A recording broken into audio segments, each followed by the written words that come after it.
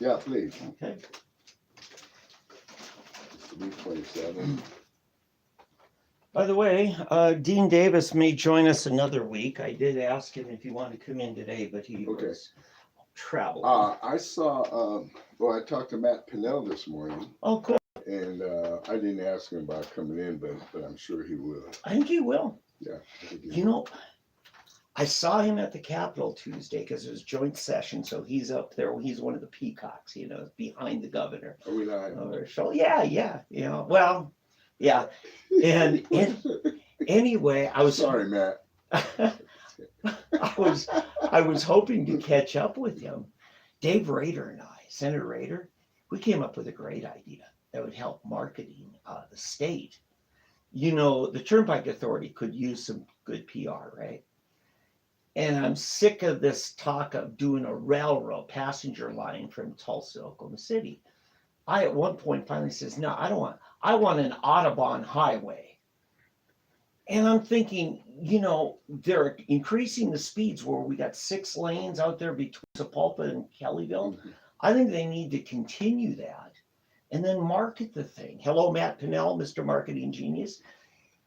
And just call it the Oklahoma Audubon. The Oklahoma Autobahn. Yeah. That would be kind of cool. And follow German rules. Okay, Eddie, you've been in Germany long. If trucks don't go in the fast lane, right? That's illegal. You're not allowed, right. Okay. And my son was String verboten. Yeah. In other words, strongly forbidden. Yeah. In other words, make it a $500 Yeah. fine. If a truck moves over into the Yeah. left lane, Yeah. it's a $500 fine. Yeah. And back in the 70s when my older brother was there at Wiesbaden in the Air Force, he said the outside lane was like 60, next one is 70, and beyond that's anyone who wants to kill themselves. Well, no, that's not how it works. But that was 50 years ago, just about. No, even in the 70s, there was never a speed limit on the Autobahn, period. Yeah. And there was zero speed limit, no matter what lane you're in. But there were regulations, like at the trucking regulation. Right? Well, yeah, the regulation was this. This is the pre-show, by the way, so you're getting in on this. The regulation was this. You look in your rearview mirror, mm-hmm. and if you see lights flashing, no, seriously, you see lights flashing, you pull over. Yeah. And also, you're not allowed to be in the left lane unless you're passing. The inside lane. Right, inside mm-hmm. left lane. Right. So you pass and you pull over. Yeah. That's it. And that's the law in Oklahoma. Well, it's supposed to be. Yeah. But people don't know it. I know. People still don't. They look at you like weird, and you got people. It was a glorious day. One day I was on the Highway 75 mm-hmm. going down towards Glenpool. Mm-hmm. And there's this lady in the left lane doing about 40 miles an hour mm-hmm. and backing up traffic, slowing it down. And everybody was just going nuts. So people were passing her on the right. Yep. And she just would not pull over. Finally, a state trooper came over, whoop, whoop, whoop, pulled her mm-hmm. over and nailed her, gave her a ticket. Yes. Because she was going too slow, holding up traffic in the left lane. Yeah. Yep. And that's the way it should be. But mm-hmm. but now, what I like going to Oklahoma City, the speed limit now is 80 miles an hour. And in Texas, certain places, it's 80 miles an hour. So it's a good deal. But now I've heard too lately that they are now, the governor apparently is seriously considering getting rid of the turnpikes, period. Removing the turnpikes. Yeah. Gary Richardson, oh, you listening? That's the thing he wanted. I know, and I think it's a good idea. I do too. I think it's a good idea. Get rid of the turnpikes. You get rid of the turnpikes, and you get rid of the grocery tax, mm-hmm. right? Mm-hmm. We don't tax groceries anymore. Mm-hmm. If you do those two things right there, oh my goodness, you talk about. I agree. Do you know the turnpikes are what is inhibiting commercial growth in community growth between Tulsa and Oklahoma City? Mm-hmm. Because people don't want to get off because they got to pay and then get back on and pay. And if there was free access like that, between here and there, oh my God. Yeah, just knock all that stuff down and turnpikes. I mean, come on. I mean, this isn't the 50s. Mhm. This is the 60s. Those were a cool thing. You know, we would be doing the opposite of Texas. Mhm. Texas, I mean, I think we've talked about this, how in Mhm. Texas, you go to Dallas. Oh my goodness. Mhm. It's like they've turned almost everything. You've got to now get your maps go. What do they call it? A MapQuest. Yeah. And your Google Maps and all your other stuff. You got to get it out just to find out where there's no tolls. Yep. I mean, you don't need it to find out where you're going. You need it to find out how to avoid the tolls. Mhm. It's ridiculous. Yeah. Everything's a toll. Yeah. And stuff that never was a toll. Mhm. The Sam Rayburn 121. Yep. Between McKinney all the way Mhm. down to I-35. Yep. Okay, that's a toll now. Yep. Now there's ways around it. What you can do is stay on the access road all the way. Driving tip from Eddie: stay on the access road. But then you've got lights you do. every half mile or every Yeah. mile. But if you're not in a hurry, Yep. Or you and- don't want to drive that fast. right. But the Stemmons, the LBJ, all of those, Yeah, the Bush. the Bush, It's a Bush. George legal W. into- Bush Freeway, the Yeah. they're all tolls now. It's in I gotta say, last time I was down there, it's been some time, just the last time, they got rid of all the toll booths and they went to this plate pay. right spray paint now. But they never sent me a bill because I had an Oklahoma plate. And I found out Oklahoma turnpikes are going to plate pay. And I watched as they testified the legislature last year, and they said it's not cost efficient for us to try to tack down people in other states. Well, So what does that tell that you? doesn't work though. No, because we were in Texas. They don't, and what happened, even though they don't have the toll, they take a picture of your plate I understand. and they mail you a bill. Yeah, I understand. Now they mail Oklahomans, Right. but this was like 15 years ago. They Oh, didn't. 15 years ago. Right. Yeah. Right, yeah, we used to skate. And what I'm saying is Oklahoma is like Texas 15 years ago. Only Oklahomans will get charged a toll on plate pay. Oh. We're going to let Missouri come and go without paying for our highways. Oh, I see. And that's the opposite Right. of what the selling point was, is those who use our highways Right. are going to pay for our Gonna pay highways. for- yeah, no, that is true. That Yeah. is very true. One of the reasons for the turnpikes was supposed to be that other trucks Mhm. and vehicles coming through the state were supposed to be paying for. Yeah. And one of the things I saw early on when Pat and I were doing the show on KFAQ Mhm. was that the way the authorities are set up, these authorities, Mhm. the law says that they can only exist while they have a debt. Mhm. So they perpetually have a debt. So every time they get through paying Mhm. for one turnpike and all the repairs and everything, they will build a new one. They'll turn a new stretch into a turnpike. So they have a new debt, a new reason for their Mhm. existence. I want to give you a case in point in that. Okay. The Creek Give Turn- them a Creek talk to the people. Turnpike in South Tulsa was 2 lanes in each direction, Mhm. originally built. Mhm. They put the steel cable guardrails in 6 months before they tore them out to go 6 lane. They spent 6 figures putting in those cables, only to tear them out 6 months later, knowing that. It was just find something to keep spending money so we can keep charging tolls. Right. So no, we've got to come up with better systems Mhm. To just taxes are not a great way to build your cities, Mhm. to make an economy great. Mhm. It's just not the way to do Yeah. it. Consumption taxes are. Mhm. In other words, if you a sales tax. Yeah. Okay. A luxury tax. If you tax boats, Mhm. cars, Mhm. luxury cars, luxury boats, and so Mhm. forth. Okay, yeah, Tariffs. right. That's another Things thing. like that. But just for things like necessities, Mm-hmm. no, Yeah. no, because that's the thing that people need to live, Mm-hmm. and they're going. I mean, they're going to use them anyway. But what happens? You end up causing people to scrimp on the things they need, and the wealthy are going to be able to. They buy out of state, tax exempt.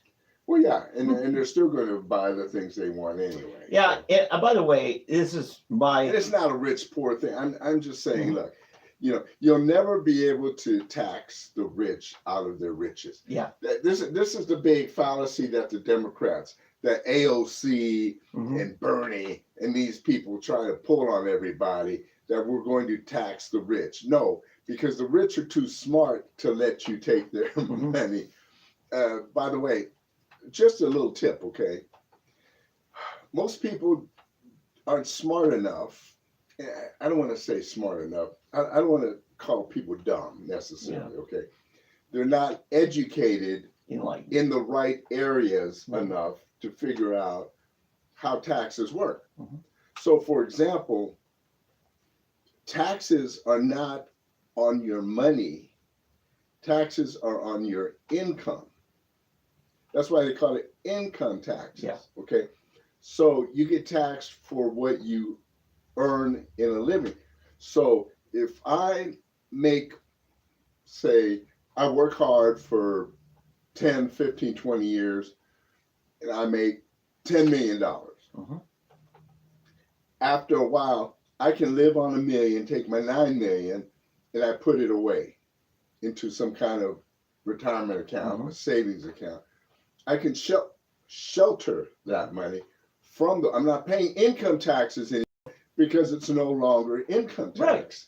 Yes, it's just personally accrued It's wealth. retirement money. It's savings. Carryover wealth. Exactly.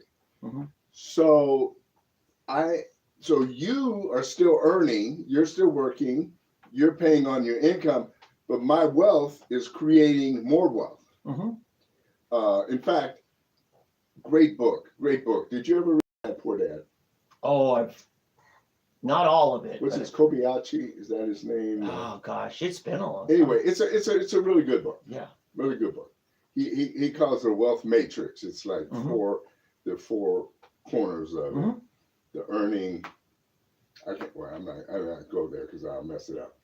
But anyway, the final, the first matrix, the first box is you earn your money to live on. Mm-hmm. And then the last box is your money earns money. Yeah. And that's what you want to get to. You Making go through your the money stages work. where Yeah. your money is doing the work, right? Yeah. You're working to get your money, and then in the end, your money is working. Yeah. And so that's the goal, to get your money to work. And the wealthy people, they're at the point where their money is working, but those are the people that are paying the bulk of the taxes anymore, because they paid their taxes down here. This money that is working is not being taxed at the same level as it is yours. Yeah. You know what, Dave?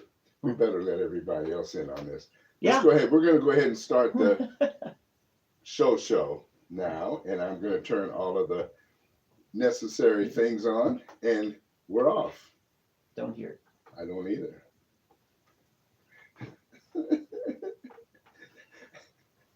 Too many buttons to push.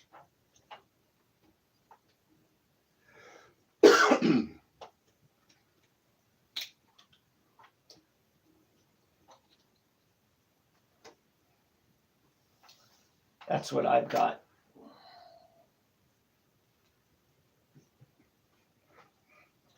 All right. Yeah. No, hey, so we were in the discussion of taxes and not paying. So another example, which really ticks me off, and a lot of people disagree with me on this, but work with me on this. Social Security tax. Okay. Yeah, they tax it. They tax Social Security, but they only tax it up to, I think they're up to $135,000 of income. So if you make everything above, say, $135,000, you don't pay any tax on that. You don't pay anything on No, that. wait a minute. There's two things that sound alike. You only pay in Social Security on your earnings up to like 130,000. Right. So if you make 4 million this year, some rich movie star, You pay on only 130,000. right? The rest of it is free of FICA tax. Exactly, totally Yeah. free. Okay. Now, how about earnings while you're quote retired and collecting Social Security? You're still paying taxes on You're it. paying taxes on what the government gives you in Social Security. So that's different than any kind of welfare benefit where they don't tax those benefits. Right. But I'm still back at the thing of somebody making, let's forget the 400 million. Let's just say 4 million. Let's say 1 million. Okay. If I make $130,000, the government is going to take, let's just to make it easy on people, 100,000.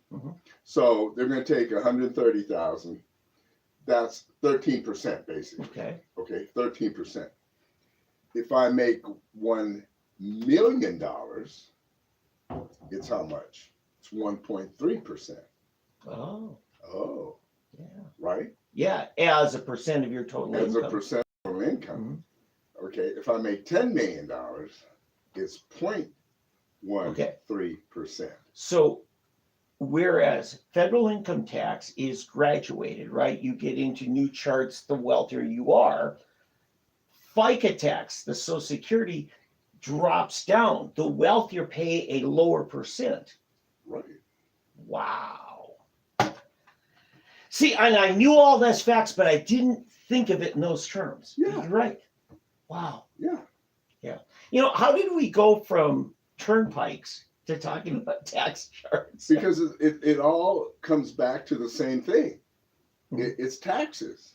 Right. And I think what you're getting at is, you know, like I think Rush Limbaugh said, whatever you tax, you suppress. Whatever you subsidize, you get more of. And so it makes no sense to tax income because you're discouraging people from making income. Right. See, here's my thing. If you're going to tax equally, but tax fairly. Yeah. Okay. So if somebody and it's the same with somebody that's making $10,000 a year. Okay. I don't think somebody making $10,000 a year should pay any less than somebody making 10 million a year. Yeah. I mean, percentage wise. That would kind of be what we call flat tax. One rate. One rate, exactly. Because that person, especially when that person down here has got all these other perks and freebies that we're adding. So ultimately, what you end up having is the person that's making $10,000 or let's say $20,000. I mean, nobody's making $10,000. Yeah, they may be, but that's a very rare case. Okay, but let's say somebody's making $10,000 a year with all of the welfare and social benefits and free medical and free this and free that and everything. They're probably, the equivalent is probably about $35,000 a year. Okay. And then you've got the family over here that's making say $35,000 a year, and they're getting their butts taxed off over here, right? Struggling to feed these 2 children and buy a car or pay for a car or a house or an apartment and rent and so forth and so on. So there's this inequality, okay? Very much. Then you've got the millionaire over here who on their Social Security or self-employment tax, they're now making, $500,000 a year, but they're paying the same percentage of Social Security as the person that's making $100,000 a year. They're getting to keep that, everything above $130,000, 5 times. They're making 5 times, but they're keeping 4 times to themselves. Exactly. They're keeping basically $400,000. Their money. Well, not that much, but $40,000. Let's say $40,000 they get to keep to themselves. That this person, equivalent wise is not. So you got that, and then you got these deductions and this and this and this and this and this. So there is an inequality there. Mm-hmm. The problem is the inequality is not down at the lower end, and it's not at the higher end. Mm-hmm. The inequality is there in that middle. Mm-hmm. And that's what everybody's always talking about, the middle class. And the middle class truly is getting messed over. And not only that, now they've, under the Obama administration, they came back in and they started, it might have actually happened under Bush. I can't remember exactly when it happened, but they went back. You used to not pay taxes on your Social Security. Yeah. No. Now they somehow worked it out so you're paying taxes on your Social Security. So they took it once during your earning years. Mm-hmm. And then they give it back, you tax it again. And they tax it again as income. Mm-hmm. It's a double taxation. It really is. Which is unconstitutional. Yeah, but I must say, for somebody to say, well, I'm on a fixed income, does not mean they are poor. I'm just sick of what I'm hearing about that we should treat retired people as some kind of special thing. Yeah. When I'm raising a family, your fixed income may be $200,000 exactly. a year. Yeah, exactly.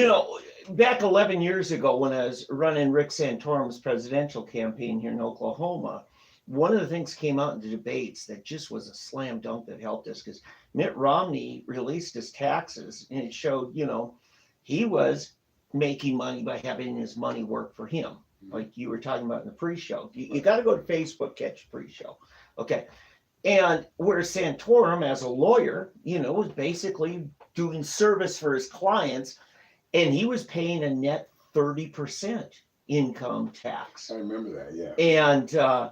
And they asked him to release his taxes. He says, well, next time I'm back home, I will. It's on my computer. I use TurboTax. And, whereas Mitt Romney has a whole staff of accountants doing his.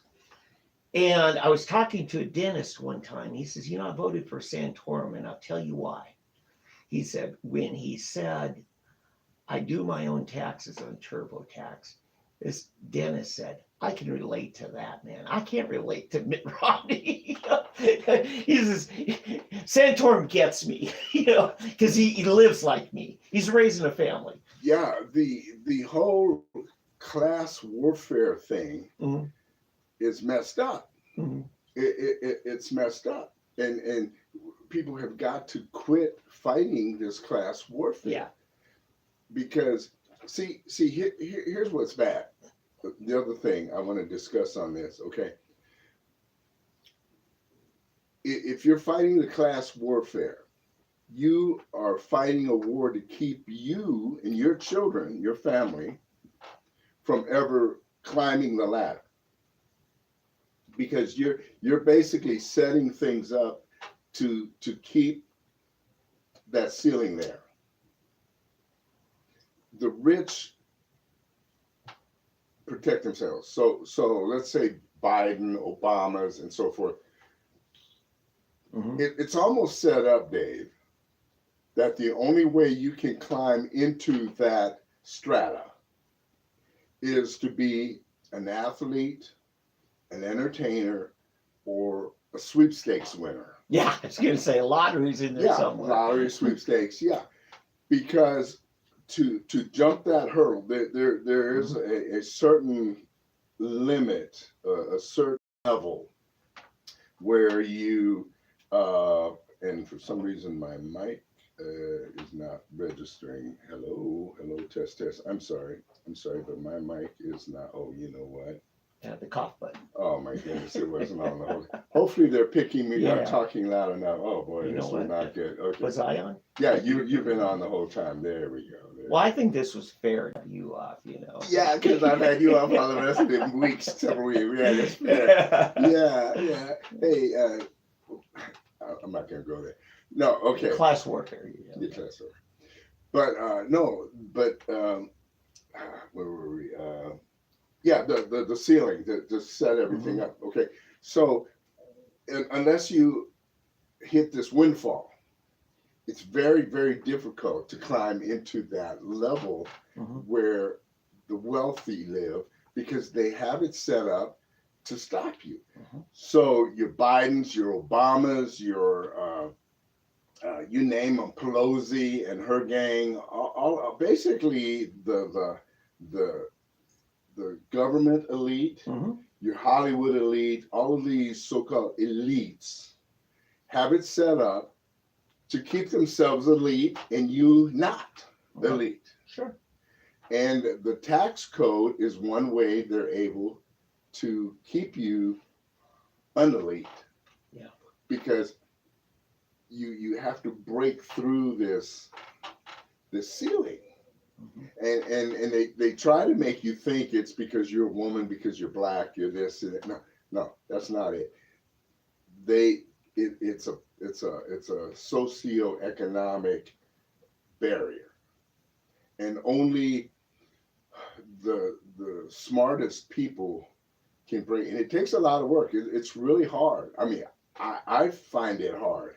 I'm not there, people. I'm with you still. I'm with you. And I've got some kids that I think can get there. They're smart enough to get there if they don't mess up. And I've got friends and people that I see that are able to get there. But even with them, there's pitfalls along the way. And it takes a lot of smarts and a lot of hard work. But it's like the government is continually working to undercut it. Oh, yeah. They're continually working to find ways to stop, to keep that little exclusive club. And it's not about race. Again, let me try to repeat. It's not about race. It's not about sex. It's not about national origin. It's not about religion. I don't care if you're Jewish, Muslim, Hindu, you name it. It's not about that. It's about who you are, who you know, and who likes you and doesn't like you. And I got to say, in theory, we have social safety nets where those who are making plenty pay in so that everybody has enough, right, to take care of the least little bit. But then we have the lottery, which is actually the opposite of the social net, safety net, because the lottery is funded primarily by people who are poor and stupid, right? Yeah. I mean, Steve Largent said it's a tax on dumb people, the lottery is. And you take from all these people who really don't have the money to it, and a lot of them are addicted to gambling, and then you make one person wealthy, and you tax the heck out of his earnings before he even gets a check cut. That's true. So it's the opposite of in Oklahoma, 50% of it is gone. Because between federal and state taxes, over 50% is gone. Yeah, so it's just stupid. You know, again, we were talking about toll turnpikes, and we got to this, but it is true about how government looks at wealth, and they're suppressing the earning rather than the consuming. Yeah, I think maybe God wanted us to talk about it's tax the larger issue. Right. Because it is a larger issue, the whole tax issue, and Oklahoma I believe Oklahoma could flourish like Texas, maybe greater than Texas, if we got our tax issues correct, if we got it right. I think in Oklahoma, we ought to have our general election the first Tuesday after April 15th. People have to pay their taxes. Anyway. Yeah. But no, seriously, but this is something that's really near and dear to me because I've seen it, the game.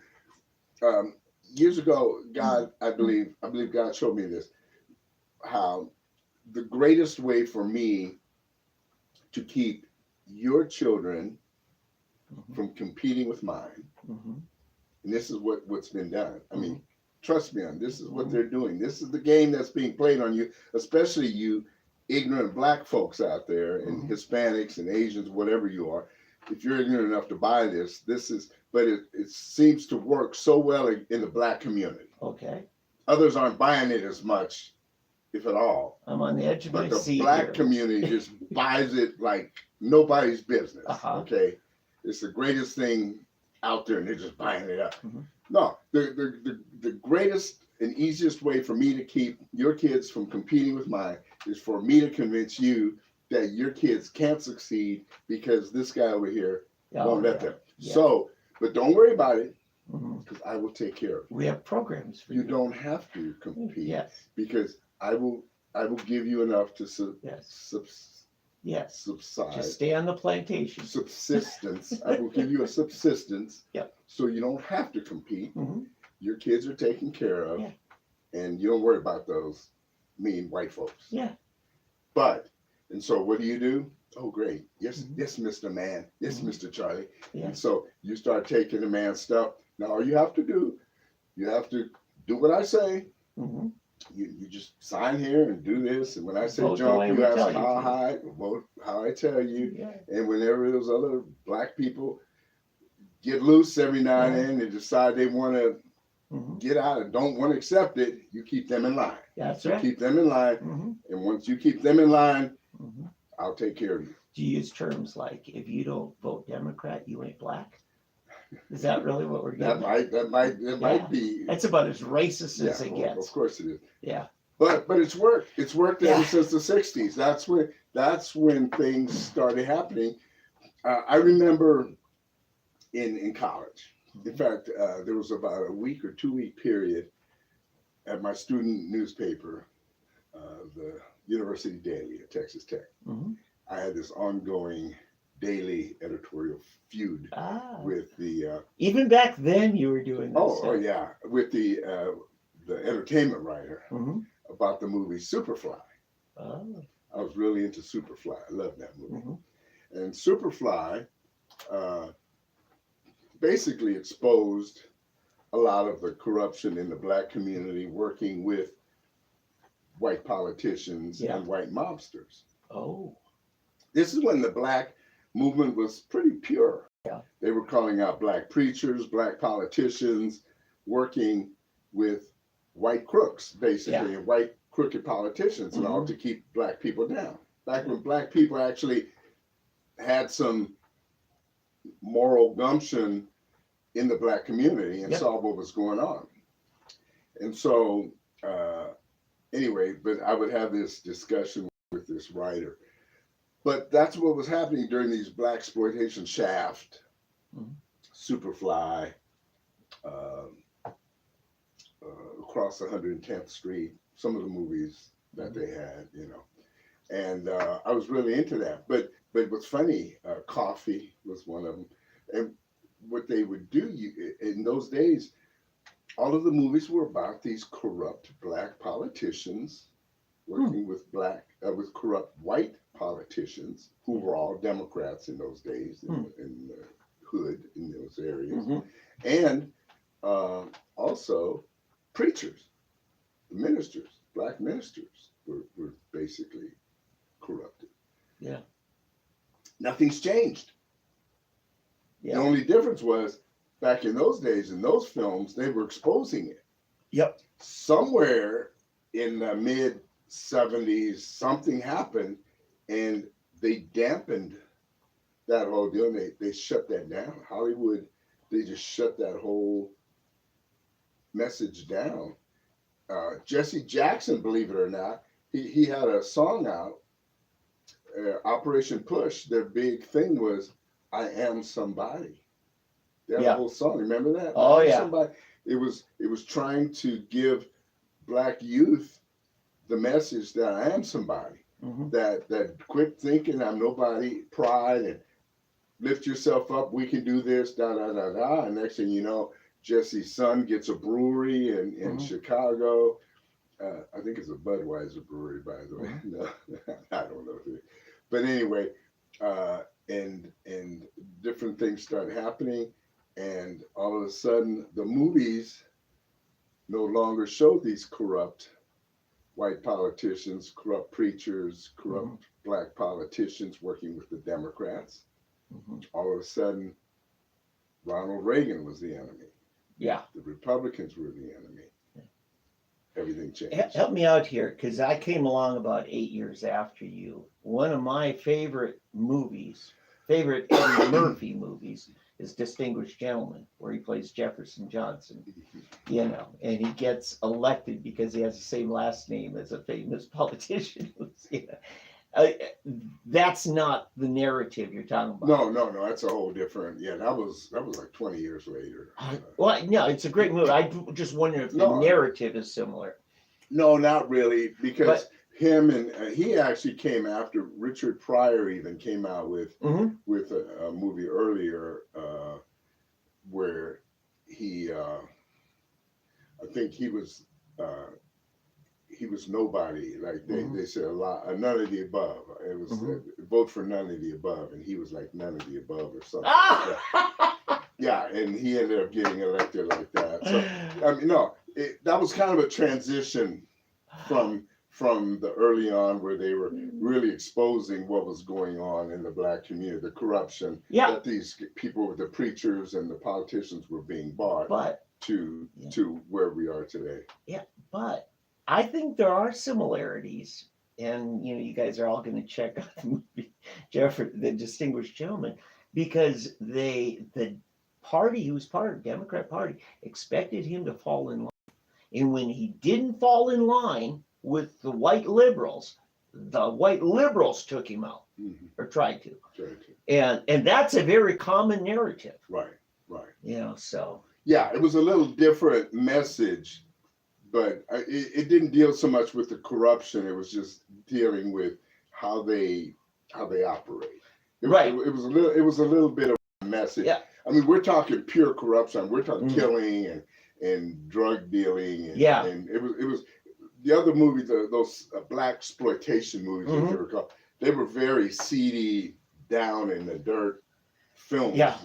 But I think Clarence Thomas summed it up in beautiful line. He said, "It is a high-tech lynching for uppity blacks who deign to think for themselves." Because that's what the liberals tried to do to him. And it's all about keeping that black man in line. Right. But as far as the community, we're going back to the community, it was just, that's the whole thinking. And as far as trying to compete with socially, economically, and everything. Okay, yeah, the business and commerce. Yeah, that's the, I don't want to say inbreeding, but more the conditioning, the mindset that has been developed into the black community over the years by this liberal white mind. The black community, what was it? The hive mind that on Star Trek and these science fiction movies, they talk about the hive mind, where it's a collective mind. The thinking, it's all the same. Like you touch one black person, and boom. A great example, moving into a more current. I'm sorry, we're just gonna leave Oklahoma. I think you get the turnpike thing. I think we're, but let's go to Tennessee. These two people, these two state representatives. Oh yeah, that disrupted the legislature. They disrupted, got kicked out, and now the Republicans caved and allowed them back in. I'm glad we're talking about this. Yes. It's that same thing that the black community has somehow failed to understand, that these guys are nothing more than hucksters. Thugs. Yeah. Well, worse than that, they're hucksters. They're just common con men. I don't know if you saw the video. This video has come out. The one guy who was it 4 years ago, has his haircut. He's clean shaven. He went to a white Ivy League like school, just clean cut with that, and he was campaigning for some student office, and most of the students are white. And so he's speaking very proper, very nice, and very educated, and how he wants to be a voice of reason to Republicans and Democrats, and he's not this or that. And then they show him now, and he's the guy that's on the floor of the Tennessee legislature Yeah. sounding like Malcolm X Oh yeah. with Yeah. his afro and he's got his Yep. little Van Dyke beard and all. And man, I said, come on. And everybody, you know, even the way, and he's a cheap imitation. I mean, he's a cheap imitation. He's a cheap imitation of Obama, who's already a cheap imitation of something, you know. Mm-hmm. And so I'm sitting there and thinking, oh my goodness, the Black community, how far you have fallen to buy this crap. Yeah. This is pure crap mixed with puke. I mean, this is how bad it is. But what I want to get at here is it happened again. A bunch of conservatives knuckled under, Caved. For fear that somebody's going to call them a racist. Yeah. And you just got to get over it. You know, our friend Rhonda, she says, every time they call me a racist, I call them a pedophile. I just say, let's just throw out words, you know. You want to do it? We'll do that. You got to not buckle under. And you know who usually buckles under? Is the Chamber of Commerce class. The executive businessman, the proper white Republican business, scared to death that somebody's going to call them. What are you so afraid of? Yeah. What are you so afraid of? Yeah, the word means nothing anymore. Yeah. You know, somebody calls you racist, prove it. Yeah. Prove it. But prove it. They voted correctly based on the recent incidences. And then somebody called them racist and, oh, yeah, you're right. We can't do that. God, it just drives me nuts to see this happen. You know what? I can't get past your word incidences. Oh. Incidents. But what about the plural of an incident? No, there's an incident and then there are incidents. Oh, you're right. All right. Incidences. All right. Thank you. I just have to. Thank you, Dr. Huff. There we go. Professor Huff. Incidences. Yeah, you're right. It's like strategery. Yes. What's the strategery for the rest of the show here? Yeah. Oh, man. But I've got it's another. Friday afternoon, everybody. I hope you're enjoying this because we are. Oh, man. No, seriously, listen. I have to be careful, okay, because I may go off. Mm-hmm. I have to, as this brother once said, I have to possess the vessel. Mm-hmm. I have to possess my vessel here because if I don't, I may just go off and start spouting words that I haven't used in 50 years. I like how Glenn Beck always put it. These guys really have pushed my button. Yeah. I mean, these guys, we're talking major league, Bush League. I mean, these guys are not even junior varsity, and the Tennessee legislature bowed to them. Yeah. These guys are as amateur and as backbenchers as they come, and the Tennessee legislature buckled, and bowed under to these guys. I guarantee you they're going to be 10 times the problems they were because they're inoculated. And not only in Tennessee, we're talking nationally. Mm-hmm. This sets the stage. Yeah. Oklahoma, you better not. Our state legislature, you better not ever do this. Okay, we had an incident. Black woman legislature. Yes, I'm going to call you a woman because that's your birth certificate. She refers to an it. Okay. Maurice Turner from Oklahoma City, Democrat liberal. Pronouns? Huh? Yeah. And she piece of okay, so a bunch of transgendered stormed the Capitol. They're throwing fits and everything. And one of them assaults a highway patrolman assigned security at the Capitol. And then fled, and she kept him locked in her office. And she was an accessory after the fact.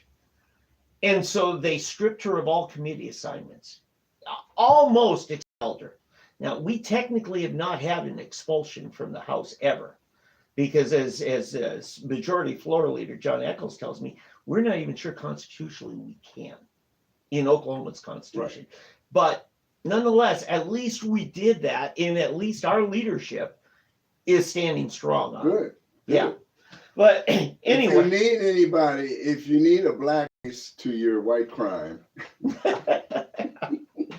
But because that's what they'll call it. No, seriously, listen. You cannot yield. You cannot buckle. It's time to stand up. As some say, man up. It's time to man up. People, we cannot, as believers, as Republicans, as conservatives, as whatever. If you're a man, man up. If you're a woman, woman up. Mm-hmm. On the transgender thing, women, we need you. Mm-hmm. We need you. Men can't fight this fight. Okay, it's up to women to call out that these aren't women. Mm-hmm. Okay, mm-hmm. It's like black people need to stand up and say, "Sorry, Rachel Dolezal is not black." Okay, Right. I mean, it's not up for white people to say this is not a black person. It's up to black people to say this is not a black person. Yeah. This is a white person in blackface. Mm-hmm. It's up to white women to stand up and say, this is not a woman. Mm-hmm. The attorney, the surgeon general, Mm-hmm. this is not a woman. Mm-hmm. Okay, this person, this swimmer is riding gains is saying it's not a woman. Mm-hmm. Okay, women need to step up and be counted. Yeah. There is a related story in Nashville. Now, the whole Nashville thing was about when a transgender off his rocker, her rocker, it was actually a biological woman, shot up a school she went to, killing 3 little kids. Little kids. And 3 innocent teachers. Right. 3, professionals working there in their 60s. And the crazy thing, all of this is because of what happened in the legislature is the reason why we had to do sanctions on those lawmakers who were unruly, violating grossly the legislative rules. First of all, what happened there was tantamount to what happened on January 6th. This was, it was an insurrection because they literally took over the chamber of the lawmakers. Right. Okay, so there's a new media darling today, a florist in Nashville, who made a big deal in a press conference. The media is running with it because a Republican group ordered some floral decorations for an event. And this florist rejected it, but didn't do so quietly. Called and said, we will never do work for you as long as you refuse to fix the gun laws.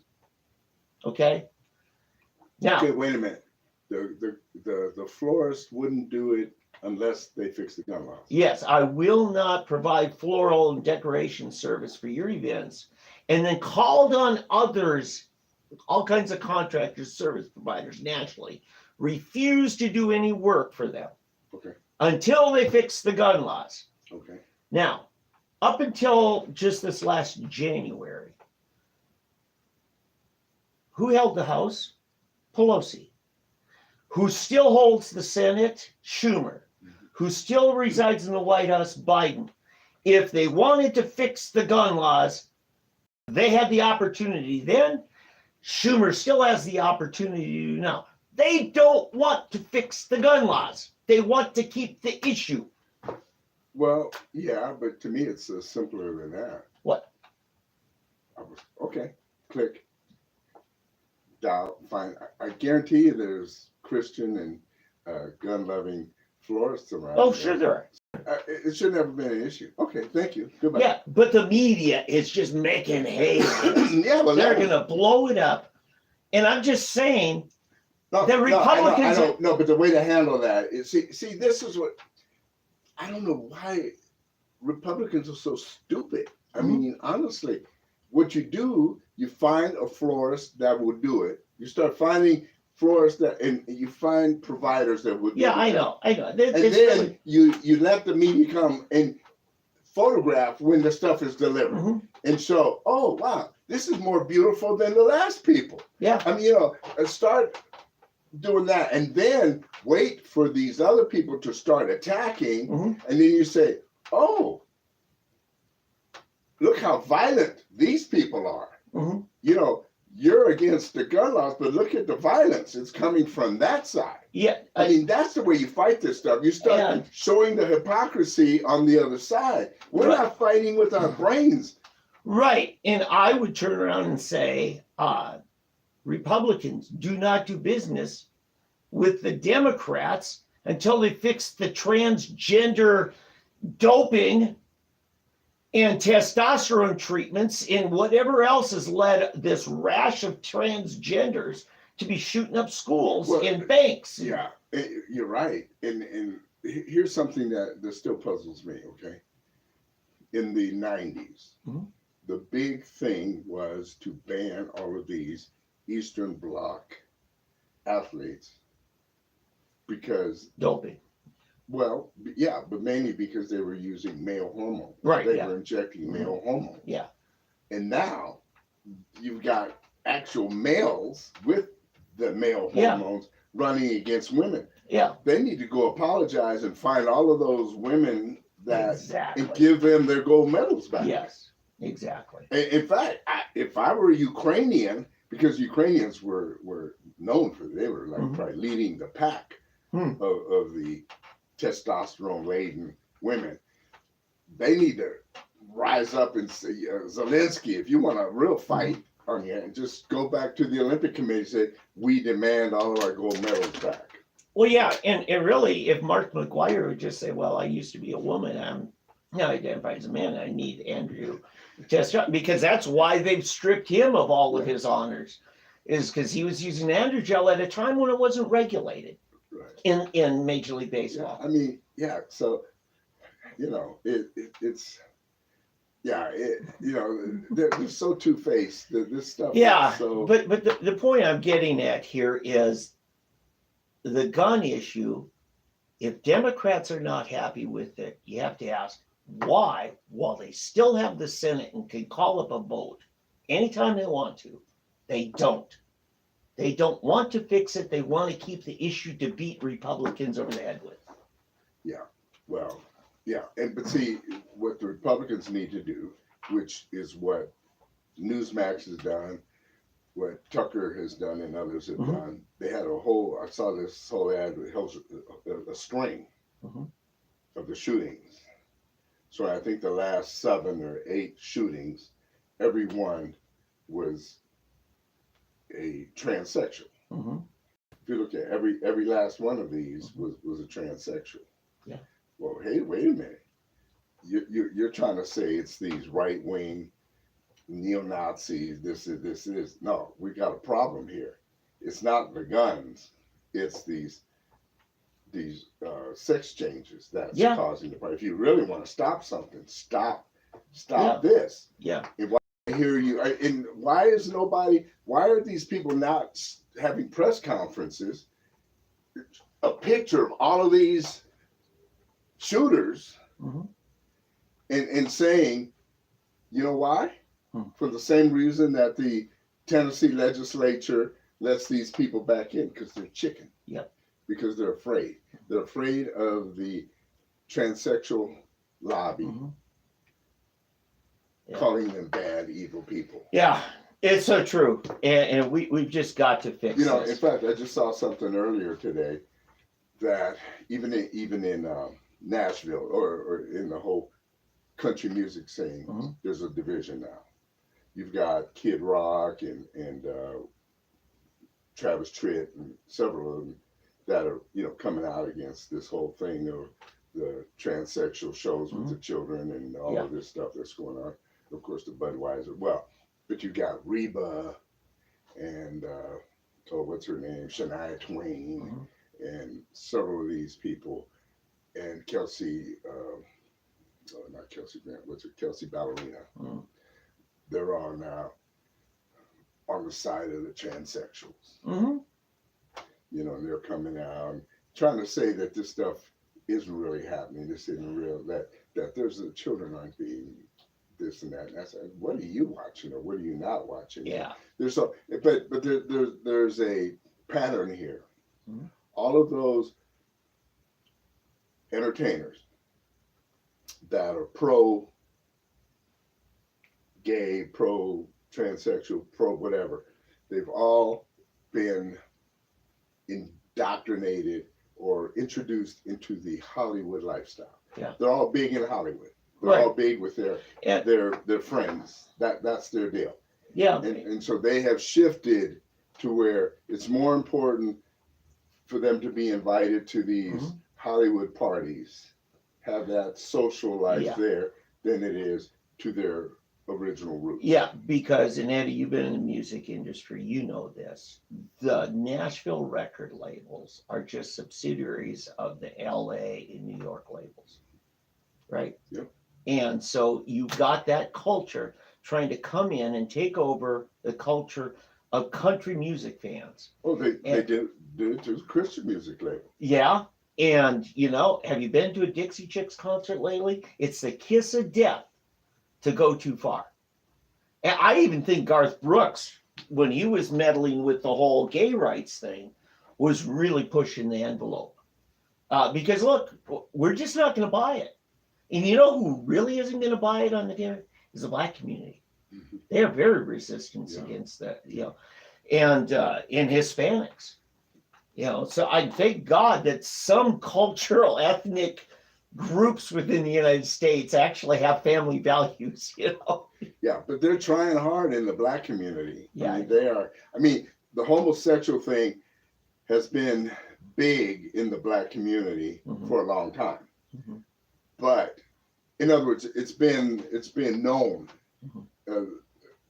Gays have been openly there in the black community for a long. In other words, it wasn't a closeted thing Mhm. like it was in the white community, but Yeah. it was accepted as right. Yeah, you look at, for instance, the Lutherans, the Episcopalians, the Methodists, you know, largely, and how much they've just bent over backwards to just have a love fest with homosexuality. The black churches don't. Right, but see, there's another side to that. Boy, they're really sliding into all these different areas. Mhm. The sad thing about the black church, though, is that it has been, in fact, the term down low Hmm. was invented specifically for this, Hmm. or because of this, that the homosexual scene has been on the down low in the black community for so for example, so many of your black choir director, choir people, Mhm. music ministers, and so forth have been gay on the down low, hidden secretly Mhm. for a long time. Yeah. In other words, everybody has suspected Mhm. that they're gay, but they just never came out Oh yeah, well, and said it. I'd say society at large, you've always seen your, you know, confirmed bachelors, you know, and things like that. And look, I'm just saying, when it gets to the point that you're going to subvert the official doctrinal beliefs of the Bible Yeah, well, that's as true. a denomination, That is true that the black church has never officially adopted it. You Mhm. still don't have black churches that are officially accepting. Yeah. Although there's a church here in Tulsa that apparently is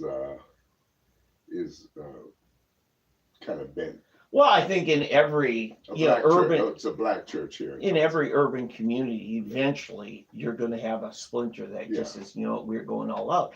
But you look at the mighty United Methodist Church of the United States has been decimated, split over this thing. The Lutherans, they tried to steamroll it, and in my hometown, they all left the Evangelical Lutheran Church of America Yeah. over it. And you know, so it's an interesting thing that's going on here. Yeah, it is. But Eddie, I want to put a plug in. I know, you know, you're a big fan of the Low T Center, and yeah, low T centers. you know what I want to say about this that has to do with these transgender rash of mass murders. You've got to have responsible professional guidance to get the levels right, because there are great dangers to trying to do it yourself. I know you can speak to that more than I can. Yeah, because I'm about to shoot you at any moment. Not. Yeah, I know my wife occasionally tells me, "Did you get your testosterone?" Oh, I hate that. Did yours do that too? No, I'm taught. You know, I help families to care for a loved one with severe mental illness, and we tell them the worst thing you can ever do when your loved one is really worked up about something is say, did you take your medicine today? That. It is such a diss. Yeah, no, but isn't it? Yeah, well, yeah, but it's just the thing my wife likes to do. Like if I, if I'm a little bit, if I'm winning an argument, usually. If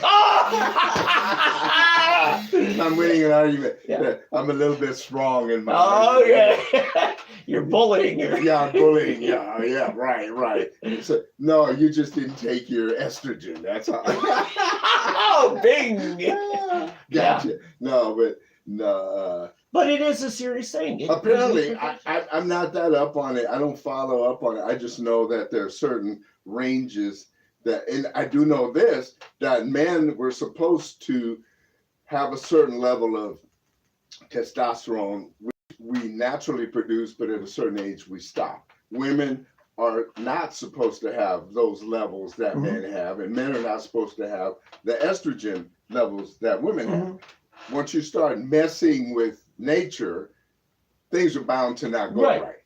And so I think that's what you're getting at. I am, but Eddie, if all your life your brain has learned to process and work with the hormone levels of the body, your brain's used to testosterone. Yeah, sure. But if you're a young woman who decides to start doping with testosterone that your brain was never designed for, it will affect behavior in ways we can't predict. I mean, to the point of going nuts, going postal, as we used to call it. My question is, what's going to happen in, say, 10, 15 years when you get hundreds, if not thousands, of these young women who have been told that they're really boys, who believe it, have their breasts removed, have transitioned into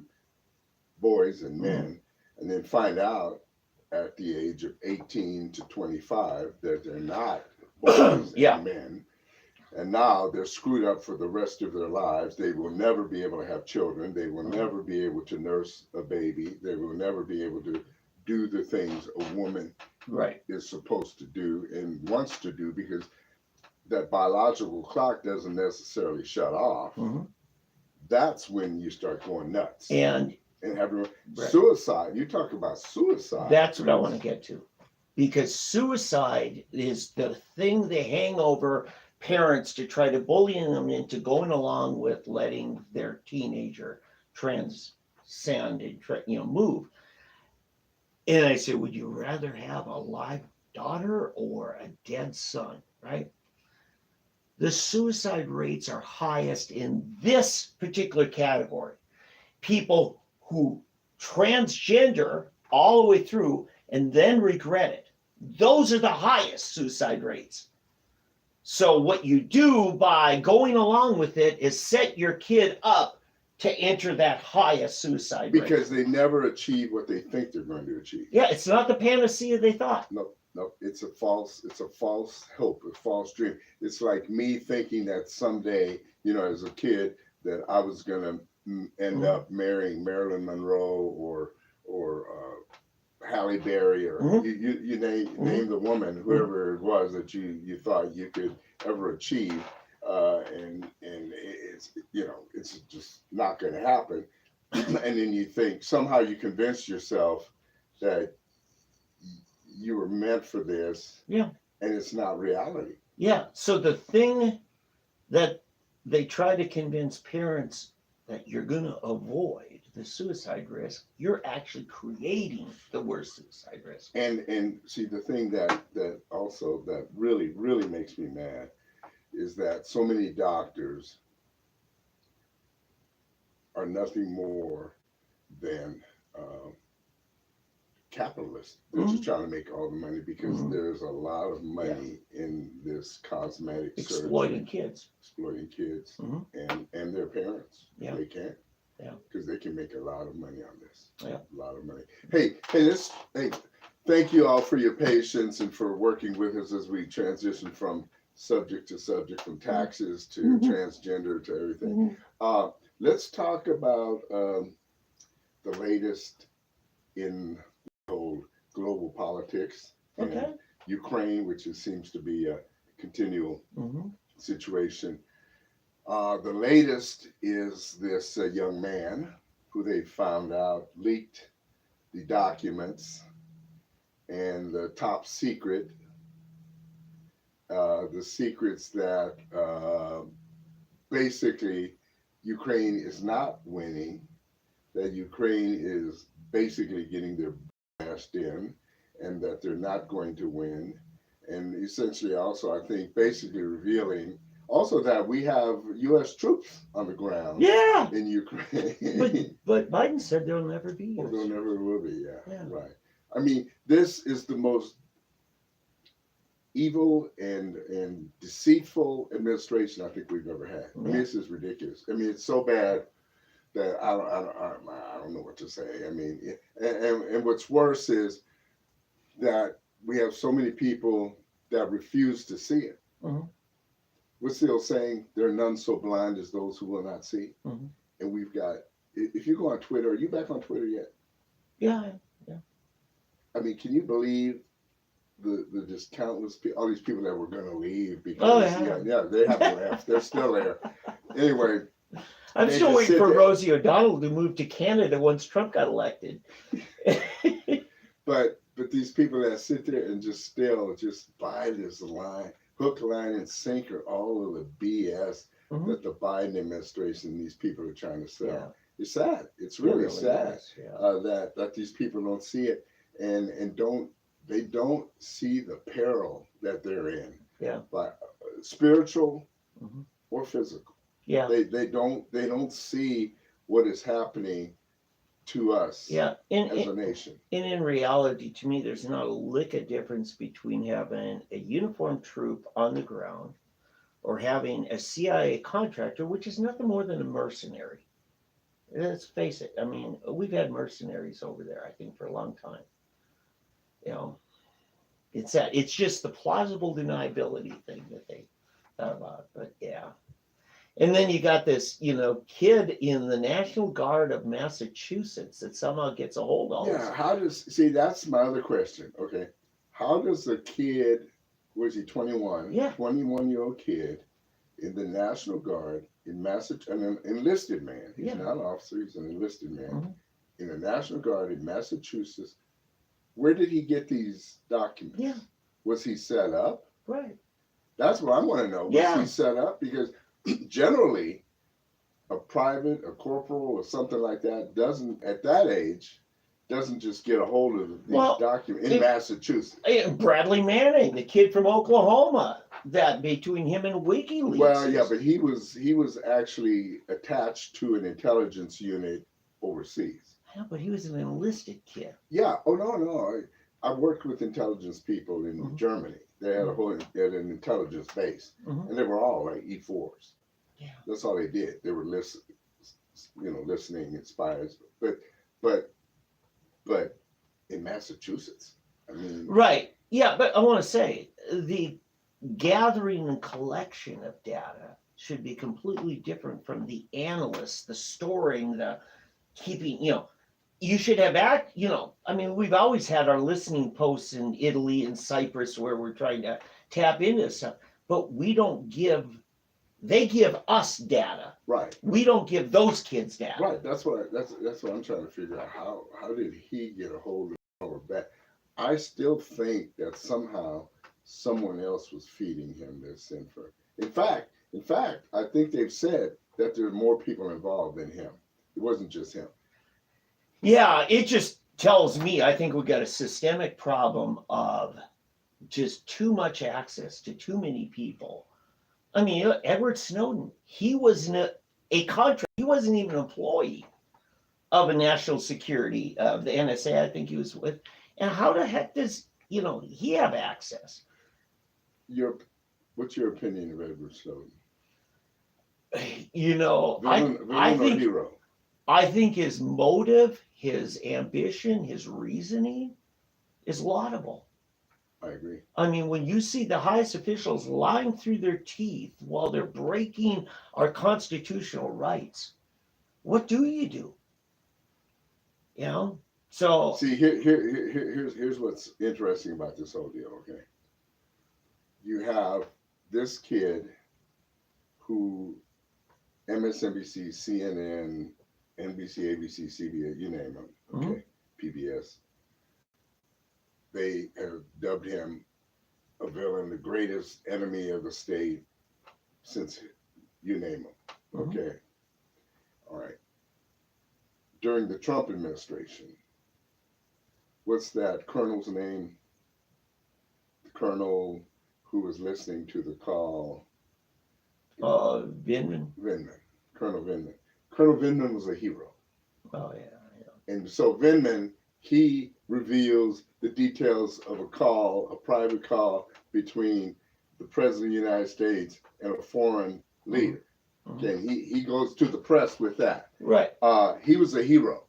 This guy, all of a sudden, is a national traitor. Yeah. What's the difference? I'll tell you what the difference is. Well, he was getting Trump. Exactly. Yeah. That's the only difference. I mean, really, to me, that is the difference. Right.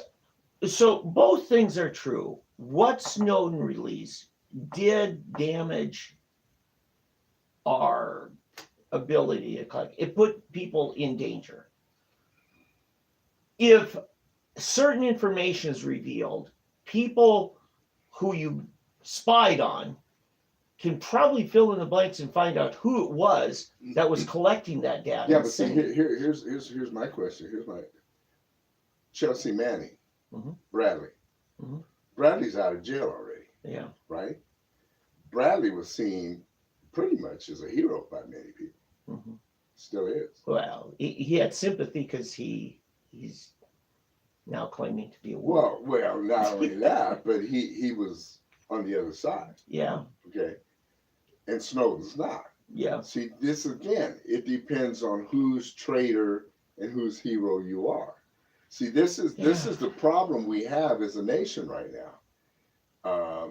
You take what's his name? What's the guy that helped Snowden? He's on Tucker all the time. Glenn Greenwald. Greenwald. Yeah. Okay, Glenn Greenwald was a big hero when he was working with Snowden, right? He was the hero. He's the journalist. He's the journalist and all that. But as soon as Snowden turns out and Greenwald all of a sudden turns out to be a true liberal. I mean, listen, there are liberals and there are liberals. Right. Matt Taibbi is a liberal. Well, Matt I call Taibbi them liberals, not leftists. To me, there's a difference. Exactly, right.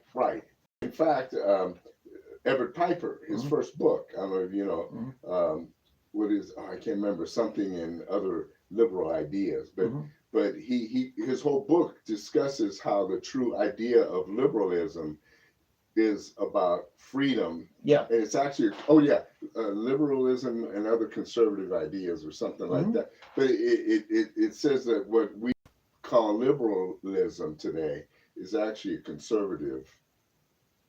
Is actually conservative because that's what it used to be. Yeah, great civil libertarians like Alan Dershowitz. Right. You know, that to me is the kind of liberal that I respect. And I have to say, Bobby Kennedy Jr. Right. Exactly. The old school Democrats. They're true to the tenets of liberalism. Yeah. They want freedom. They want truth. They want the government to serve the people.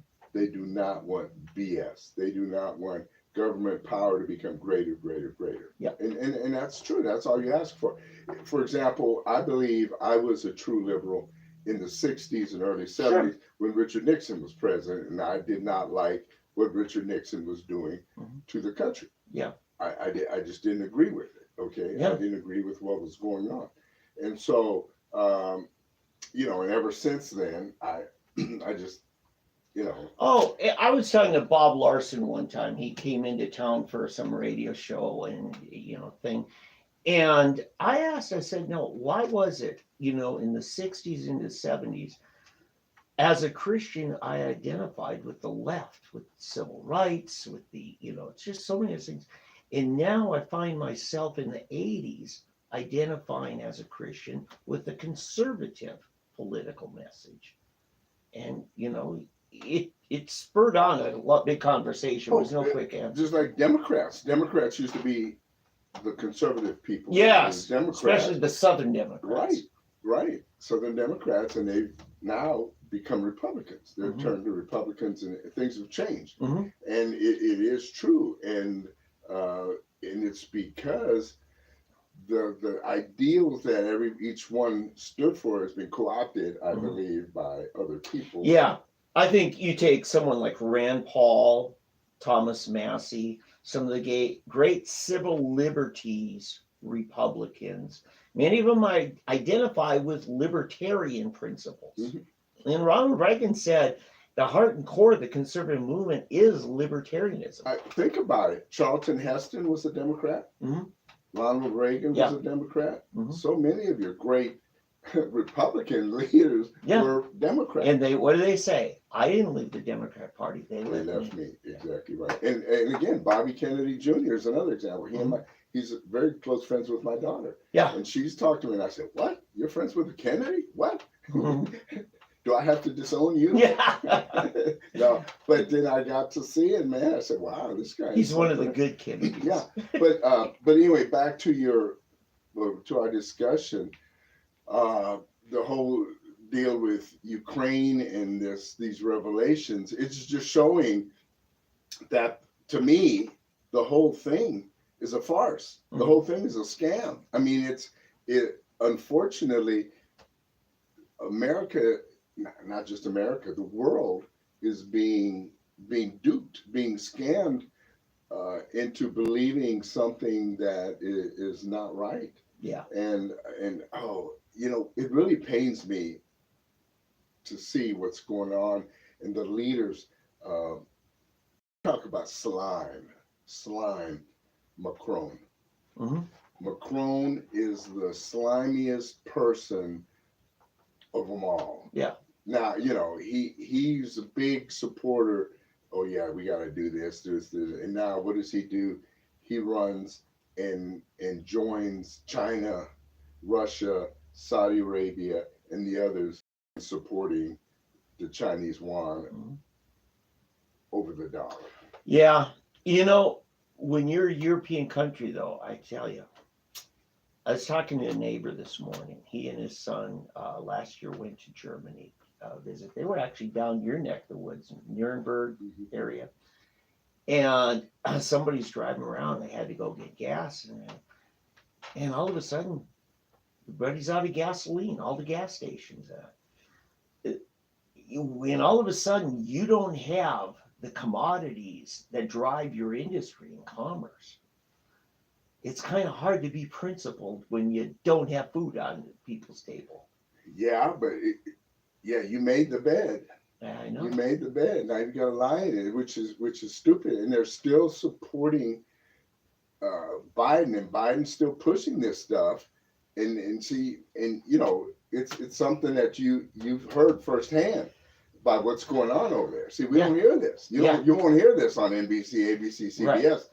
They're not going to tell you about that picture. The Europeans know what's going on, but even this is what's so crazy.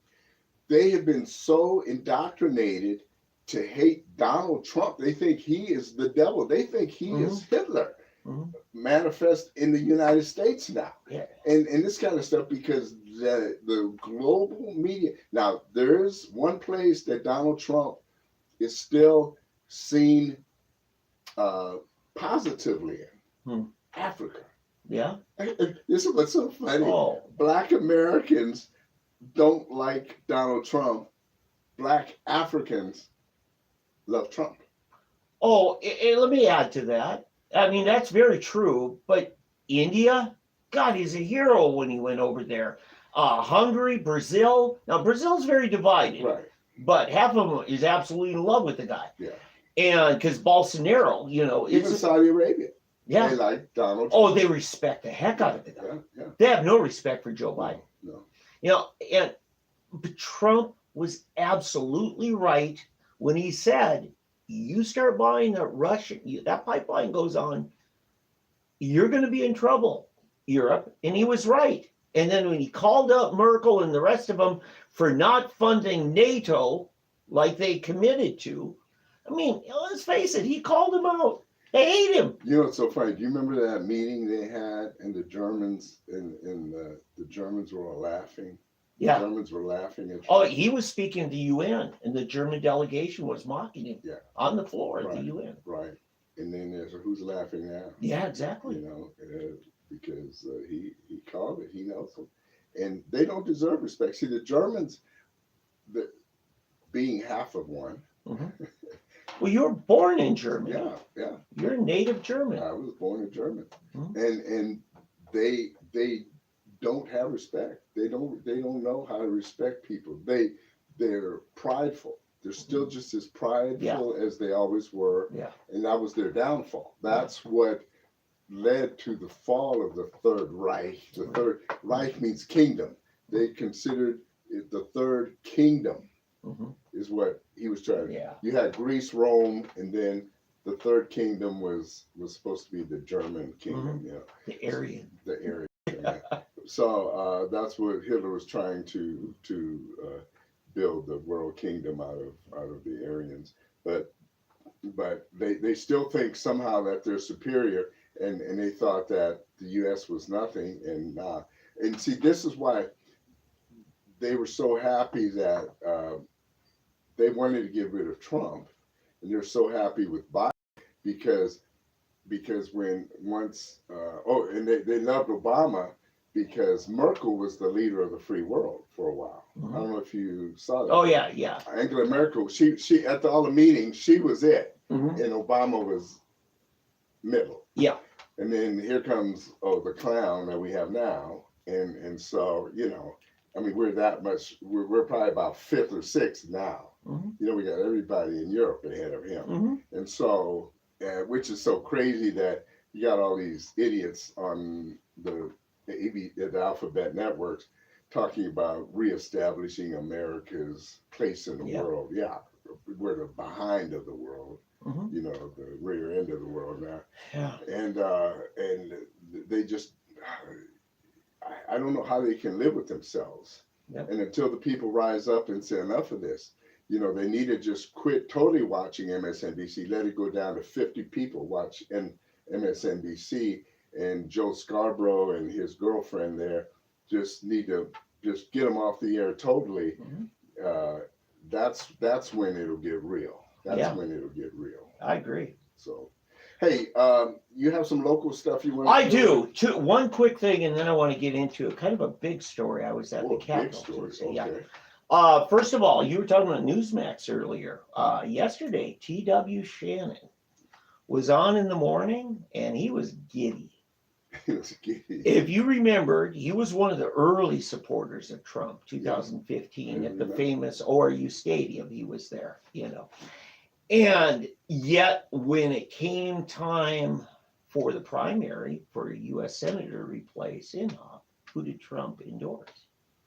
Markwayne Mullin. TW got dissed. So TW yesterday announces a new poll was just released in Oklahoma, and Trump's lead is down to single digits to DeSantis.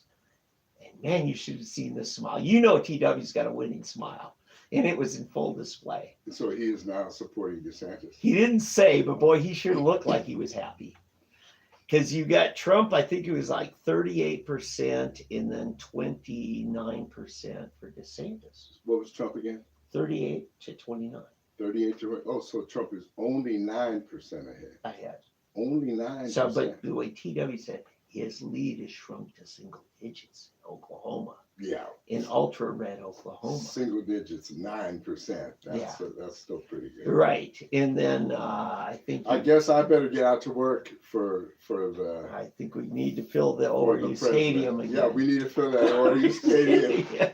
So anyway, but yeah, and by the way, TW has only won elections in a little House district in Lott. Okay, keep that in mind.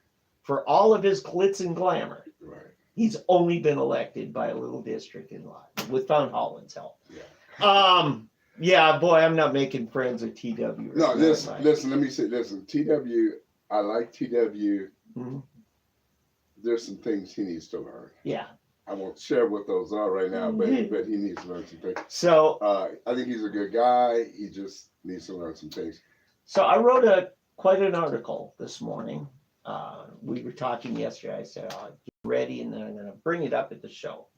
Well, let me say, one of the things TW needs to learn is that when he says he's coming on our program, yeah, he needs to show up. See, that's how you lost the election. Dude. That's it. You didn't keep your word. There it was. You know what?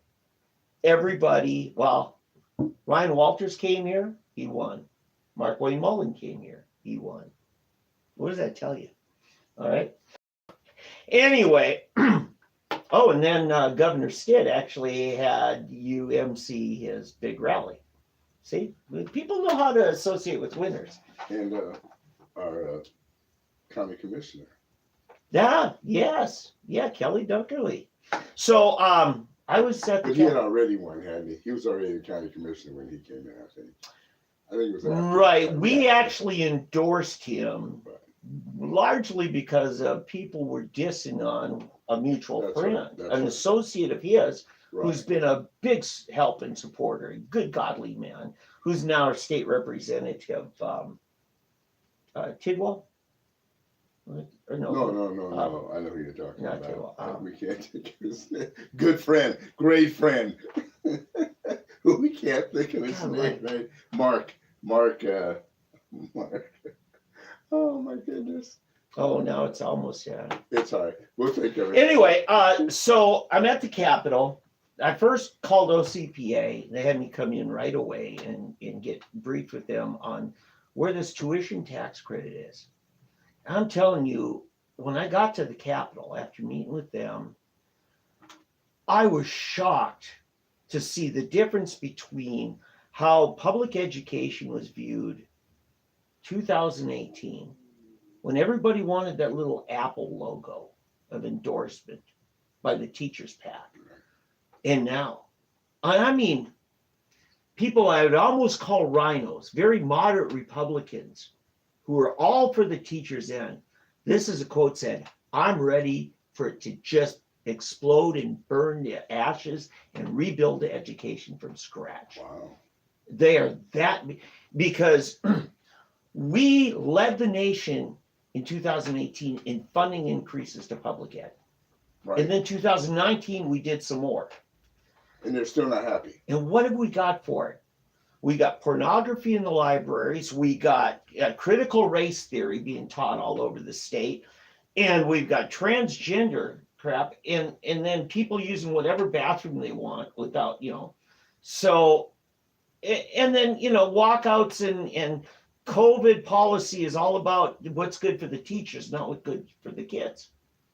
So all of these things combined. Yeah. And remember what the media said in the polls going up to the election last year. Ryan Walters going down to defeat. And he won by a huge margin. Yes. So what's happened as a result of Stitt's reelection and Ryan Walters in there is the legislature gets it. The people are ready for real change. Because we have money right now. Our state legislature is awash in money. We have maxed out the rainy day fund, and it's largely because the oil prices are high. Because much of our tax money... And going up. Yeah. Our tax money is coming from the oil production tax. So we are really massively funding public education. And on top of that, we've got this new thing called the parental choice tax credit. It's already passed the House in original form. The Senate made pretty radical changes to it. See, okay, let me interject here. Yeah. Here's my deal. Mm-hmm. Here's what really pains me. Okay. I get so upset with the teachers and the teacher lobby because I personally am not a fan of private schools. Okay. I think we've talked about that. Yeah, I think you know that. Okay. Mm-hmm. I am a public school guy. Okay. I just hate our public schools. Yeah. The way they are. Everything you just said that they've done with our money makes me hate the public school. Mhm. They have the opportunity. The legislature gave them every opportunity Mhm. to improve and to turn these schools into winning schools. Mhm. And what do? They took it as rope to hang themselves with. Yes. Yeah. Which is stupid. No. So this is what really irks me. I do not want to hear. I get on Twitter, I see on Facebook it's usually the husband of some school teacher. Well, my wife works hard. Okay, so your wife works hard. Somebody's not working very hard. Oh, yeah. So your wife needs to get in a position where she can get with these people who aren't working, because all they're doing is working to undermine people like your wife. And this is the type of thing that has to happen. We have got to change education. Listen, if the public schools were, I went to public school. I graduated from public school. Everybody I went to school with, I went to Catholic school and hated every minute of it. I went to public school, loved it, okay? My parents couldn't keep me out of school. If I asked for a day off, my mother said, sure, take a day off. But that happened once in 12 years of school. There was some new movie I wanted to see, and my mother had no problem, because she knew that if I wanted a day off, I deserved a day off, because you could not keep me out of school. And so that's how kids have to be. School needs to be something kids love to go to. And generally, my kids, I never had a problem getting my kids to go to school. My kids enjoyed going to school. They rode the school bus until like they were juniors in high school. And a couple of them one of them I think rode through the 12th grade. So, but here's the deal. We've got to get to the point where we're offering them more than CRT. CRT is CRAP in my book. Yeah.